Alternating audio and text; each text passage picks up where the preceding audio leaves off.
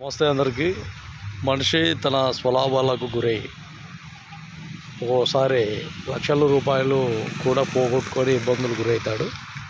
నిన్న నిదర్శనంగా ఒకటేంటంటే, ప్రొద్దుటూరులో ఒక పంచాయత్ సెక్రటరీ పెన్షన్ డబ్బు 4 లక్షల రూపాయలు బ్యాంకులో డ్రా చేసుకొని అవి క్రికెట్ బెట్టింగ్లో పెట్టి పోగొట్టుకొని చివరికి నాకు యాక్సిడెంట్ అయింది, నా డబ్బు ఎవరో కొట్టేసినారని అతను రకరకాలుగా బొంకి ఇబ్బందులు గురై ఇప్పుడు సస్పెండ్ అయ్యాడు.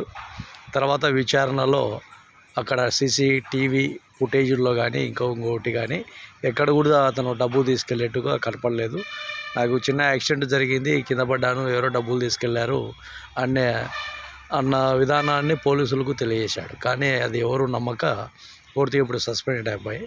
కాబట్టి ఎక్కడైనా కానీ నిజ జీవితంలో ఇలాంటి పొరపాట్లు చేసుకుంటా పోతే స్వలాభాలకు మీ అలవాట్లకు ఇబ్బందులు గురవుతారు. పూర్తిగా జాగ్రత్తగా చాలా విధానంతో బాగుండాలని ప్రజలకు తెలియజేస్తాను.